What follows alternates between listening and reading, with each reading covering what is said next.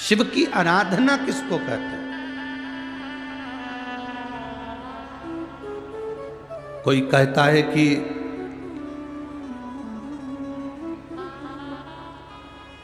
क्यों भटक रहे हो, क्यों जा रहे हो यहां वहां। हम कहते हैं तुम भटको भी मत, कहीं मत जाओ।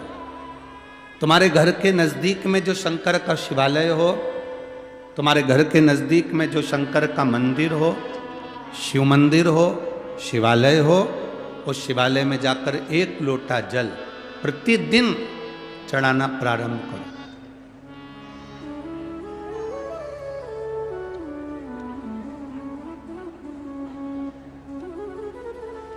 जो प्रतिदिन भगवान शंकर के मंदिर में एक लोटा जल समर्पित करता है, उसका हाथ महादेव पकड़ लेता है, फिर ऐसे ही नहीं छोड़ता, उसको मंजिल तक पहुंचाकर छोड़ता है।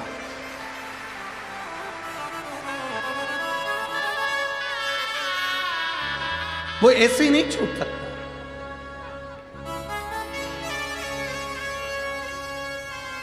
आपने अगर उस पर भरोसा करा है, हां, थोड़ा कष्ट हो सकता है, थोड़ी तकलीफें आ सकती है, थोड़ा दुख आ सकता है। जिंदगी में थोड़े थोड़े तकलीफें हर मनुष्य के जीवन में आती है। कोई संत, कोई साधु, कोई गुरु, कोई ब्राह्मण, कोई बहुत बहुत बड़ा महाराज भी अगर तुमको कह दे कि उसकी जिंदगी में दुख नहीं है, तो समझ लेना कि झूठ बोल रहा।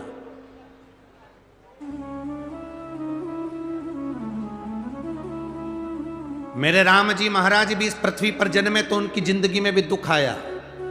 मेरे भगवान कृष्ण भी इस पृथ्वी पर जन्मे तो उनकी जिंदगी में भी दुख आया।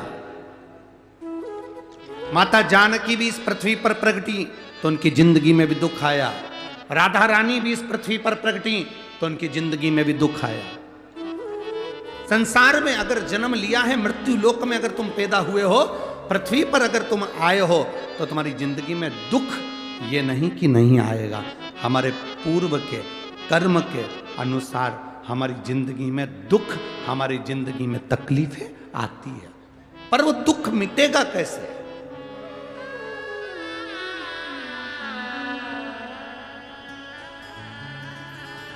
राम जी का दुख कैसे मिटा था? राम पथ गमन में जहां जहां चलकर देखो, चलो आपके पास में है पंचवटी, आपके पास में नासिक लगा हुआ है, पंचवटी लगी हुई। ये कथा 19 तारीख को पूर्ण हो जाएगी। 21 तारीख को नासिक में माता गोदावरी के तट पर पंचवटी में 5 दिवसीय कार्तिक महीने में कथा लोगों को श्रवण करने के लिए भक्तों को मिल जाएगी। आपके नजदीक में लगी है पंचवटी, चलो जाओ।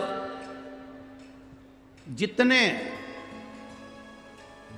राम जी महाराज अयोध्या से लंका तक गए, उसके बीच में जितने राम जी के मंदिर नहीं है, उससे अधिक शंकर जी के मंदिर हैं। उसका कारण केवल एक है, राम जी जहां रुकते थे वहां शंकर भगवान के शिवलिंग की स्थापना करते थे, पूजन करते थे, और वहां से फिर आगे बढ़ते थे, फिर आगे बढ़ते थे, फिर आगे बढ़ते थे।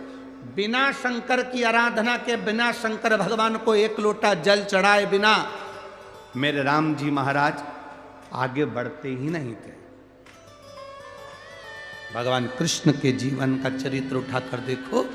मेरे ठाकुर जी का नियम था, एक लोटा जल चढ़ाए बिना कृष्ण आगे बढ़ते नहीं थे। श्री दशरथ जी महाराज के जीवन चरित्र को उठाकर देखिए।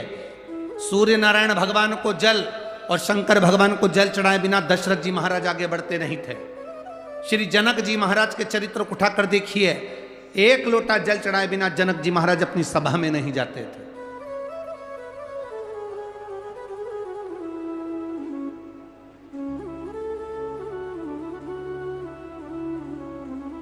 थोड़ी जिंदगी में तूफान आते हैं, कष्ट आते हैं, दर्द आता है, तकलीफें आती हैं,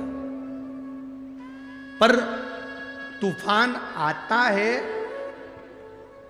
तो पता चलता है ना कि मजबूती कितनी है।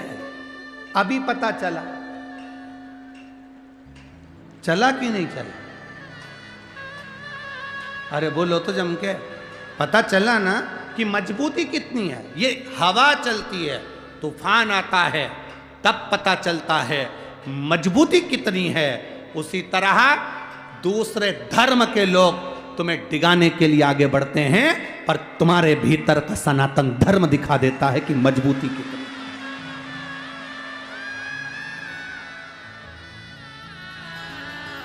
छत्रपति शिवाजी महाराज, जिनकी माता ने कहा कि बेटा सामने किला है और वो किला मुझे चाहिए। शिवाजी कहते हैं माँ क्या बात करती हो, ये किला वहाँ कितना कितना सैनिकों का बल भरा पड़ा हुआ है और मेरे पास में कुछ भी नहीं है, मेरे पास कुछ भी नहीं।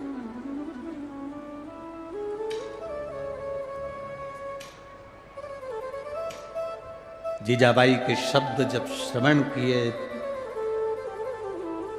छत्रपति शिवाजी महाराज को छत्रपति का संबोधन स्वयं उनकी माता ने दिया है, स्वयं उनकी माता ने।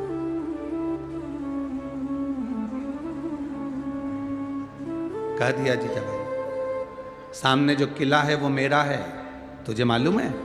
हाँ मां, मैंने सुना है ये किला अपना है, फिर कब्जा दूसरे का है। छत्रपति शिवाजी ने कहा बहुत भारी सेना है उसके पास में, बहुत बल है उसके पास में, सेना प्रबल है उसके पास में, मेरे पास इतनी सेना नहीं है। मां ने कह दिया शिवाजी तेरे बस की बात नहीं है, मैं खुद जाऊंगी और किला लेकर आऊंगी। स्वयं शिवाजी ने सुना कि मां स्वयं किला लेने के लिए जा रही है, स्वयं किला। मां